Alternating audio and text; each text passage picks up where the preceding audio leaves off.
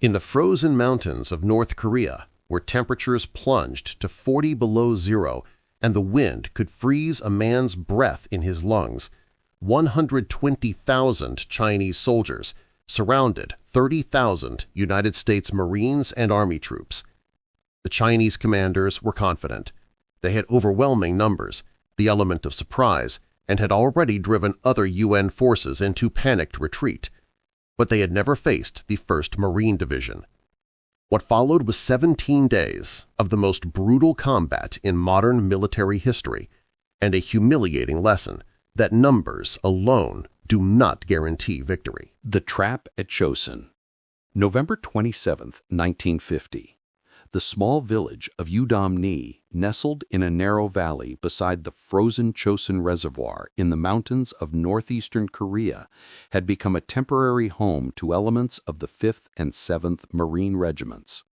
The Marines had been advancing northward for weeks as part of General Douglas MacArthur's ambitious plan to unify Korea and push to the Yalu River, the border between North Korea and China. The war, which had seemed nearly won just months earlier, was about to take a catastrophic turn. Lieutenant Colonel Raymond Davis, commander of the 1st Battalion, 7th Marines, stood outside his command post that evening, watching his men prepare defensive positions in the frozen ground.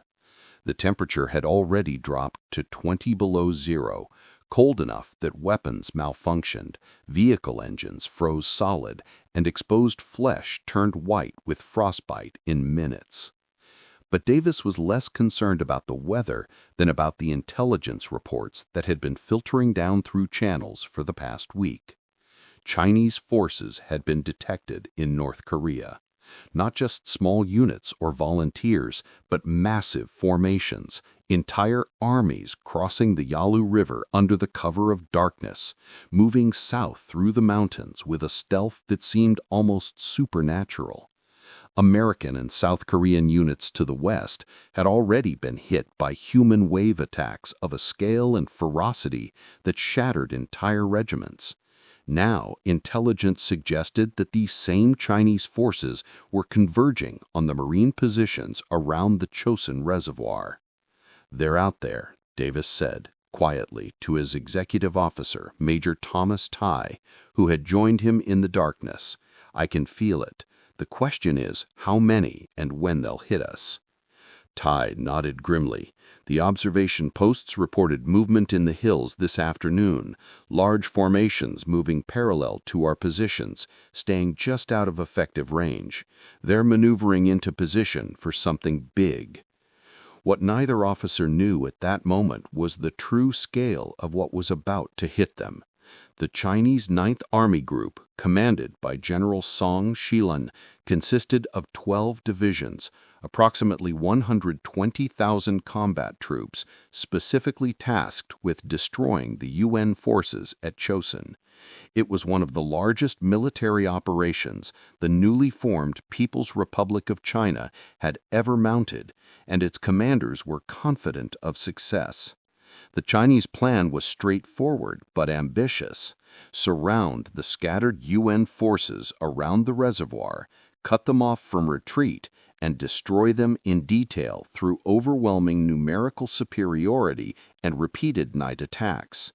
The Chinese had already successfully employed these tactics against nationalist forces in the Chinese Civil War, and had used them effectively against American and South Korean forces in earlier engagements. General Song and his division commanders saw no reason why the same tactics wouldn't work against the Marines. They were about to discover why the United States Marine Corps had a reputation unlike any other fighting force in the world. The Dragon strikes. The Chinese attack began at 9:30 p.m. on November 27th, with a sound that would haunt survivors for the rest of their lives. Bugles blaring in the darkness, followed by the thunder of thousands of feet rushing through the snow. The 79th and 89th Chinese divisions struck the Marine positions around Outnumbered from multiple directions simultaneously, attempting to overwhelm the defenses through sheer weight of numbers. Captain Milton Hall, commanding Fox Company, 2nd Battalion, 7th Marines, at a critical mountain pass called Toktong Pass, watched in amazement as waves of Chinese soldiers emerged from the darkness, illuminated sporadically by flares and the flash of gunfire. They came in columns, one behind the other, blowing bugles and whistles, seemingly indifferent to the Marine fire that was cutting them down. "Jesus Christ, there's hundreds of them," his first sergeant breathed, working his M1 rifle as fast as he could cycle the action. "Thousands!" Hull grabbed the radio handset. "All positions, fire discipline, aim your shots. Machine guns, wait for them to bunch up, then hit them. Mortars, fire for effect on pre-registered positions." The Marines of Fox Company were badly outnumbered. Just 240 men against an entire Chinese regiment of more than 2,000 soldiers. But they held advantages that became immediately apparent. They were dug in on favorable terrain, with interlocking fields of fire that had been carefully planned. Their weapons were superior. M1 Garand rifles that could fire 8 rounds as fast as a trained man could pull the trigger. Browning automatic rifles that provided squad-level firepower. And 30 caliber machine guns that could sweep entire kill zones. And perhaps most importantly, they were Marines. Men drilled in marksmanship until they could hit targets in darkness at ranges Chinese soldiers couldn't imagine. The first Chinese assault broke against Fox Company's positions like a wave against a seawall. Bodies piled up in the snow, the white landscape turning dark with blood that froze almost as soon as it hit the ground. But the Chinese kept coming, wave after wave, trying to overwhelm the defenders through sheer numbers and willingness to accept casualties. "They're not stopping," a young private screamed, his voice cracking with stress as he slammed another clip into his rifle. "Why won't they stop?" "Because that's their tactic," Hall shouted back, moving along the line to direct fire. "They're trying to make us run out of ammunition or break our will. Don't give them either one. Controlled fire. Make every shot count." The pattern established at Toktong Pass was repeated at positions all around the reservoir. At Udamni, where the 5th and 7th Marine Regiments were concentrated, the 79th and 89th Chinese divisions launched coordinated attacks against multiple positions simultaneously. At Hagaro-ri, the logistics base at the south end of the reservoir, the 58th Chinese Division struck against a mixed force of Marines, Army troops, and headquarters personnel. At Koto-ri, further south, another Chinese division attempted to cut the main supply route. The Chinese attacks followed a consistent pattern that reflected both their tactical doctrine and their limitations.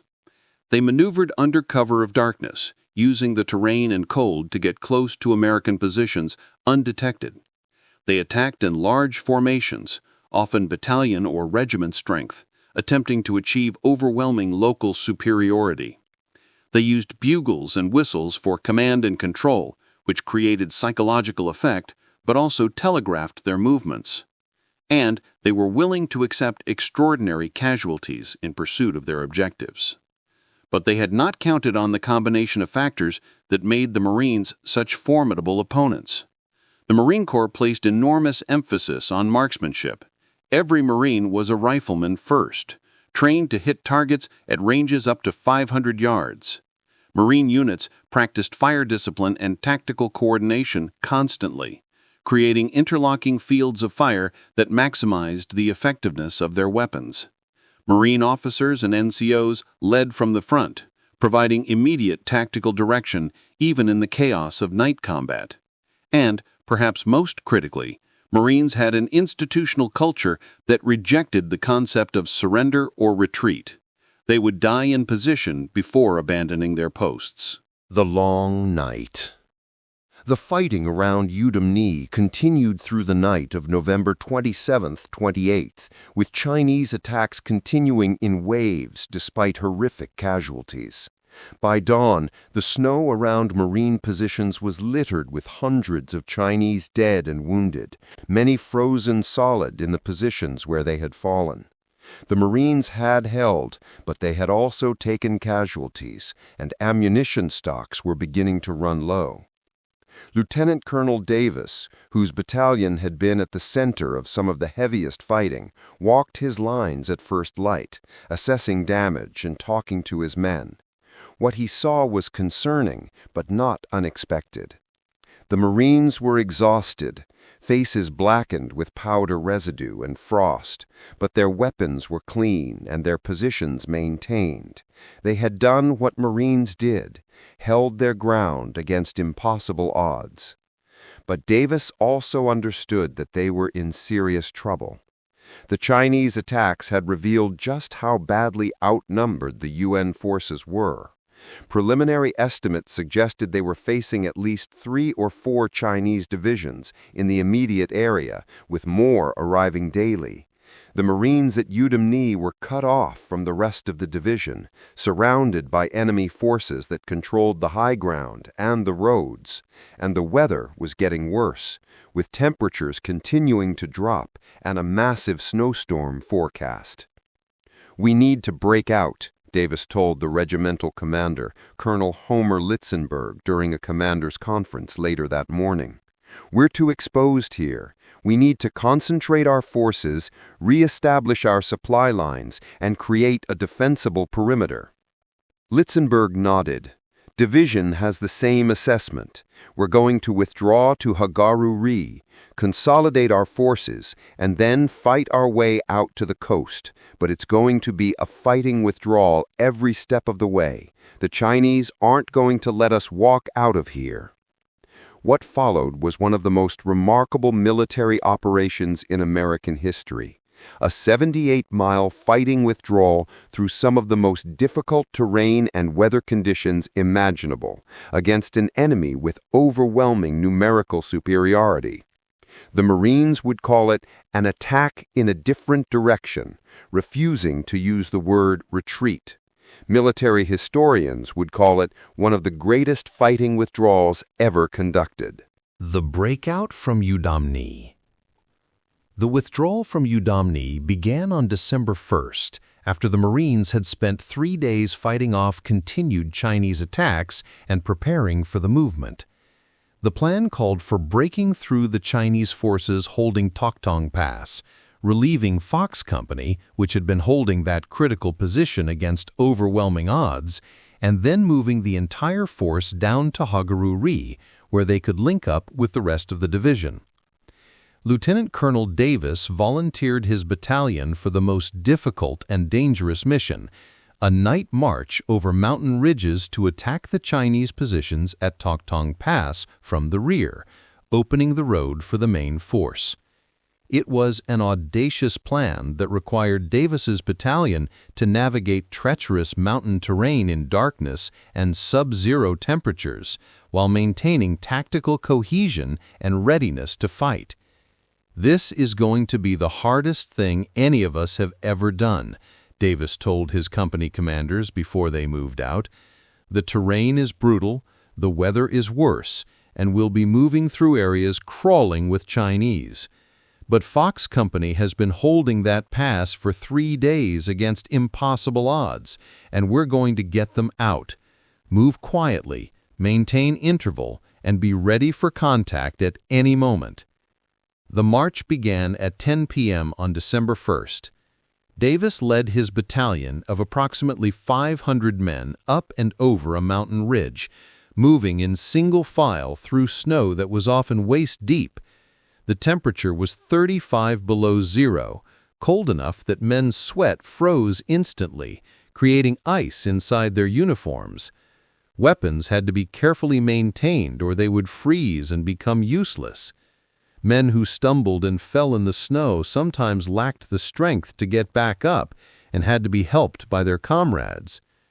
The column moved in near total silence, an entire battalion of Marines ghost-walking through the frozen mountains. When they encountered Chinese positions, they attacked with bayonets and grenades rather than firing their weapons, trying to maintain surprise for as long as possible. Chinese sentries died without warning, pulled silently from their positions, or cut down before they could raise an alarm. After 9 hours of brutal marching, Davis's battalion reached their objective, the ridgeline overlooking Toktung Pass and the Chinese forces besieging Fox Company. At dawn on December 2nd, they attacked downhill, catching the Chinese completely by surprise. The Chinese regiment that had been besieging Fox Company for days suddenly found itself attacked from behind by fresh Marine forces while still engaged with Fox Company to their front. The result was catastrophic for the Chinese. Caught in a vice between two Marine forces, they broke and retreated, leaving behind hundreds of dead and wounded. Captain Hull, who had been holding Toktung Pass with Fox Company for 5 days against continuous attacks, could hardly believe his eyes when he saw Davis's Marines coming down the ridgeline. He said later, "I never thought I'd be so happy to see another grunt in my life. We were down to our last ammunition. We'd taken 50% casualties, and we weren't sure we could hold another night. Davis and his boys saved our lives." The relief of Fox Company and the opening of Toktung Pass allowed the main Marine force to begin its withdrawal from Udamni. Over the next 4 days, the 5th and 7th Marine regiments fought their way 14 miles to Hagaruri, engaging Chinese forces at every turn.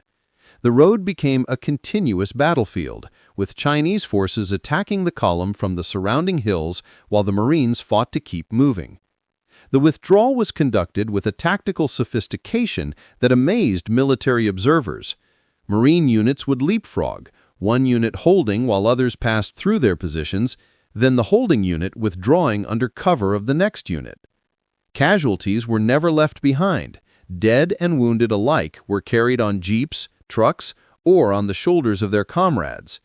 Equipment was destroyed rather than abandoned, and at every Chinese roadblock or ambush, the Marines attacked aggressively, refusing to be pinned down or forced off the road.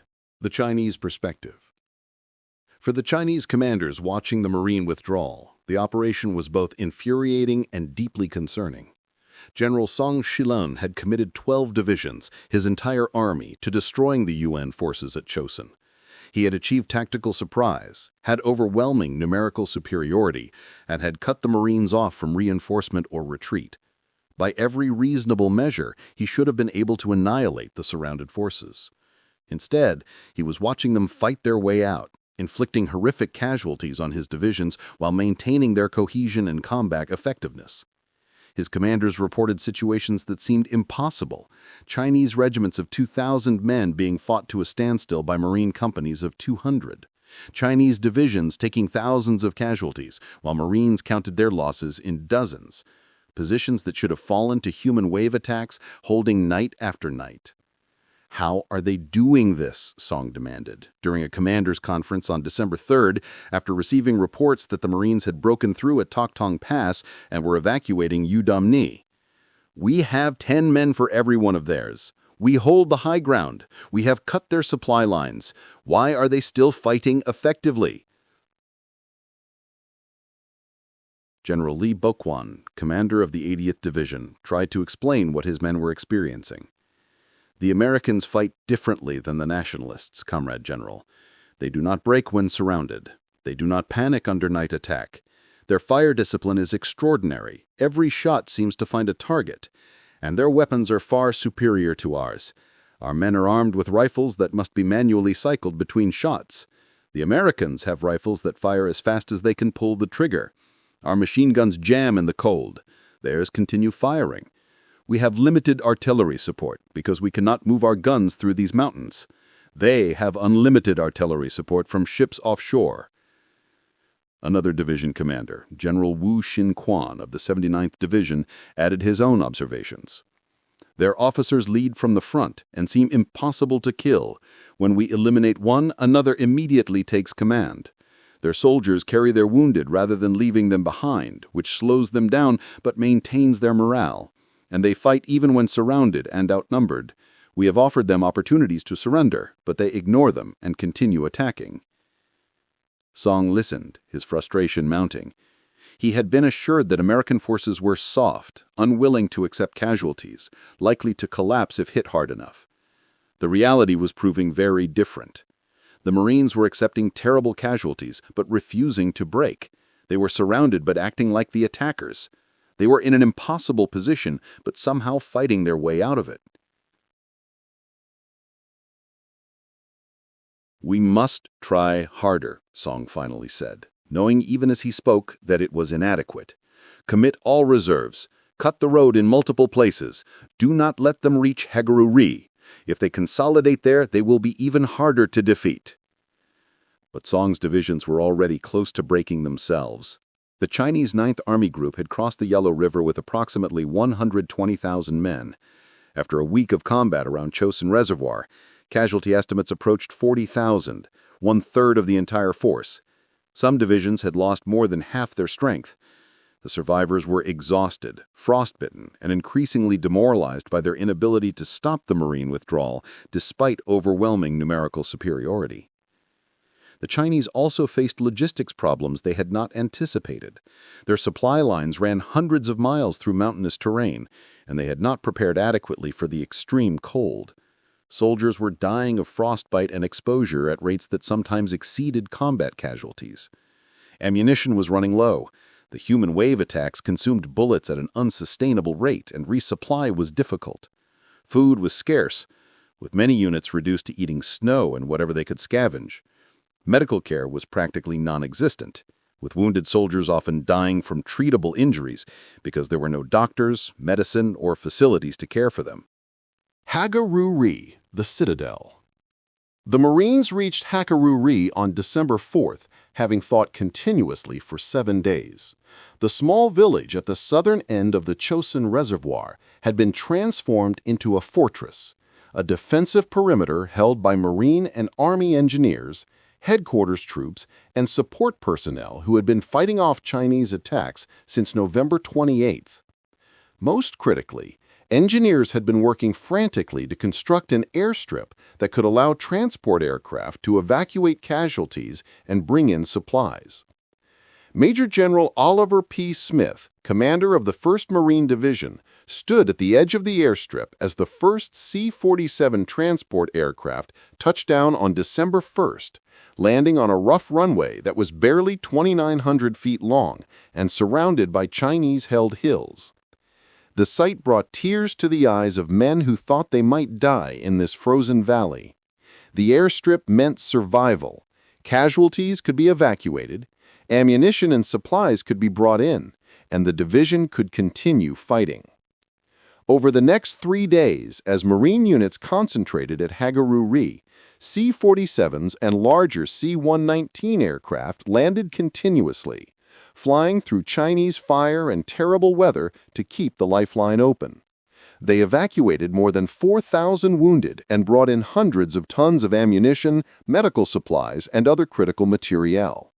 The airlift was one of the most remarkable aerial operations of the war, with pilots making landing approaches through narrow mountain valleys while being shot at from the surrounding hills. With the division concentrated at Haegarou-ri, Smith and his regimental commanders planned the final phase of the withdrawal, a 38-mile fighting retreat to the port of Hungnam on the coast, where the Navy was assembling ships to evacuate the entire force. The road to Hungnam passed through several easily defended choke points where the Chinese could be expected to make major efforts to stop them. But Smith was confident that his Marines could fight through anything the Chinese could put in their way.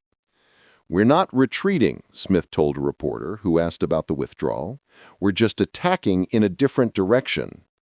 The breakout from Haegarou-ri began on December 6th, with the Marines again fighting their way down the road against continuous Chinese attacks.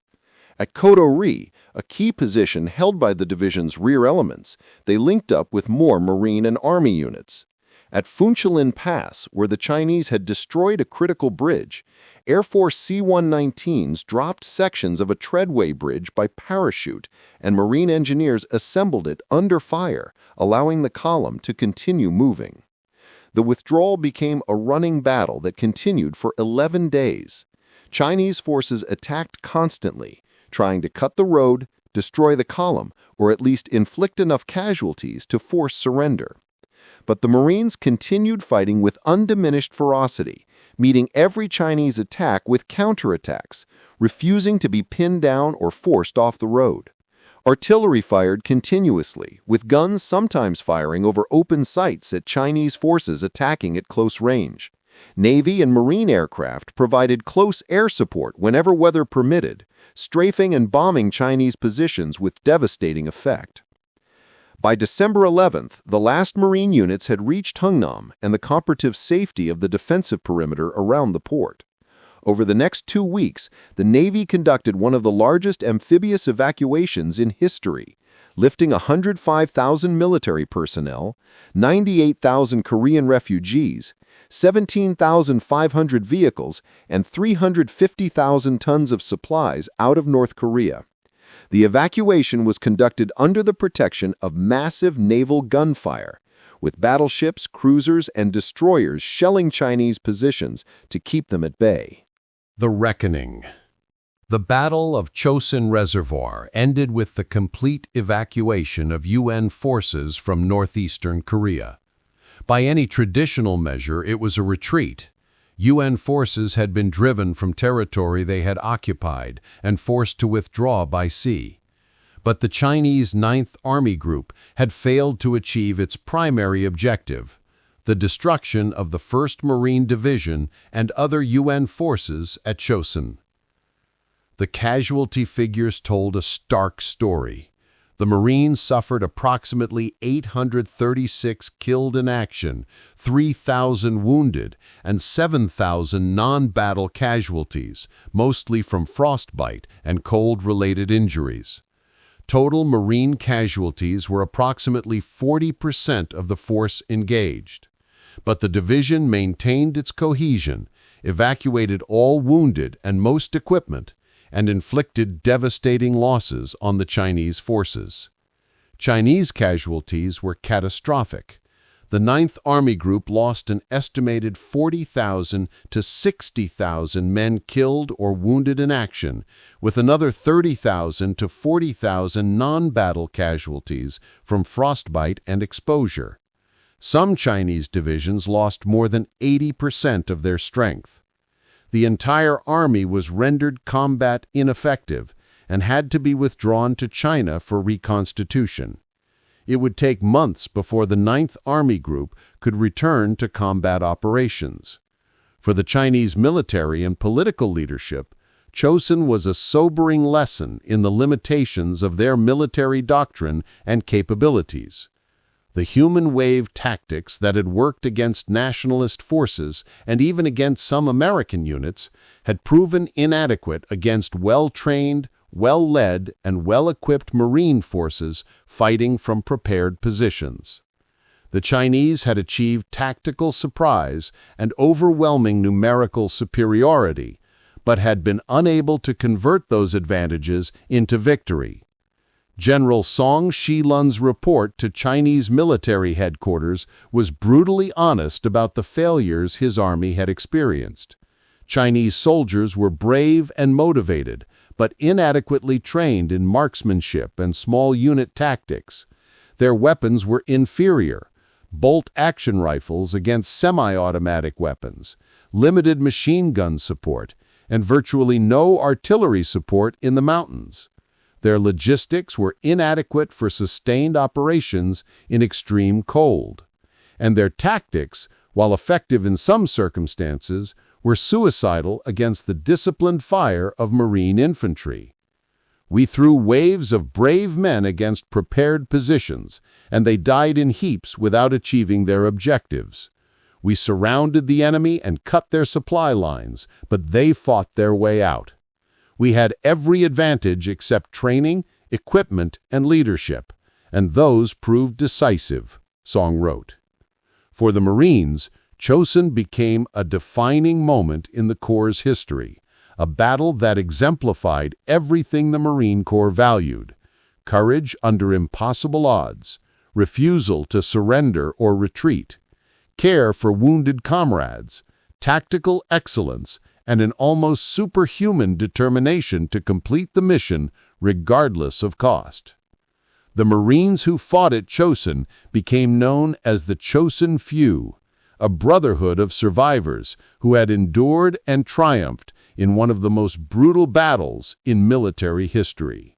The Long Shadow. The lessons of Chosin Reservoir echoed through military institutions on both sides for decades. For the Chinese, it became a case study in the limitations of mass infantry tactics against modern firepower. Chinese military doctrine evolved significantly in subsequent years, with greater emphasis on training, equipment modernization, and tactical sophistication. The People's Liberation Army that fought at Chosin was fundamentally different from the PLA that would emerge decades later, more professional, better equipped, and doctrinally more sophisticated. For the United States Marine Corps, Chosin reinforced institutional values that had been cultivated for nearly 2 centuries. The battle proved that superior training, leadership, and esprit de corps could overcome numerical disadvantage and terrible conditions. It validated the Marine emphasis on marksmanship, fire discipline, and small unit leadership. And it created a legend that would be invoked in every subsequent generation. When things got tough, Marines remembered Chosin and knew they could endure anything.